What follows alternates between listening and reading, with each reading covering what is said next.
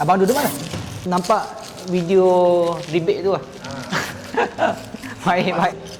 Ini dia versi yang terbaru, Winner. Jadi Winner ni dia pakai remote. Dulu dia pakai kunci biasa.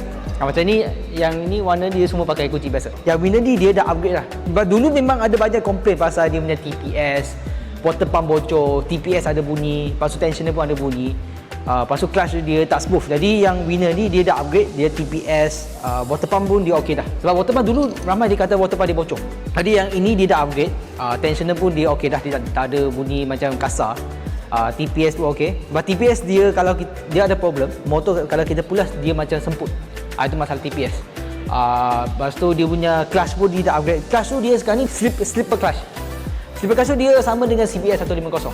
Maksudnya kalau kita tukar gear ni, dia tak ada, dia smooth aja clutch dia. Dia ada warna biru, lampu biru dekat sini, baru kita boleh pulas. On lah. On. Dia dah on lah, nampak? Dia on lah. Kalau kita off aja. Macam tu aja.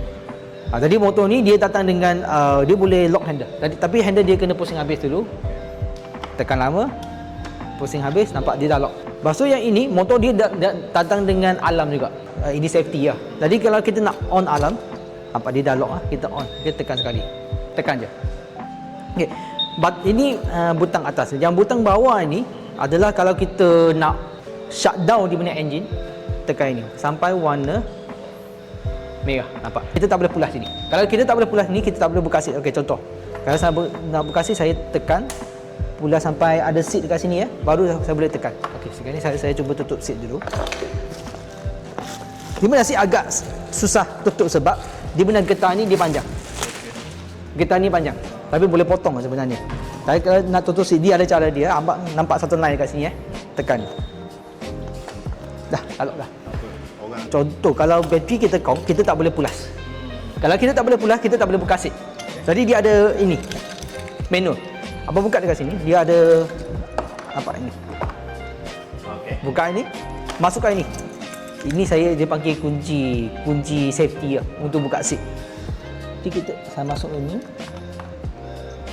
Dia disk, dua disk. Depan disk, belakang pun disk juga. Oh, yang paling penting 1,000 bang. Cashback, rebate. Ramai kata saya tipu, scammer. 200, 3, 4, 5, 6, 7, 8, 9, 1,000. Ini, abang 1,000. Thank you. Terima kasih atas support bang. Kalau loan tu, dia biasa dia bergantung atas profile customer juga. Contoh, kalau nama dia tak cantik, mungkin dia tendang banyak kali, itu jadikan dia punya proses dia lama sikit. Jadi kalau customer dia punya nama cantik, dia kejap aja. Tapi Farah dia mata baik lah. Kalau saya tak pernah marah dia, abang boleh tanya dia, saya tak pernah marah dia.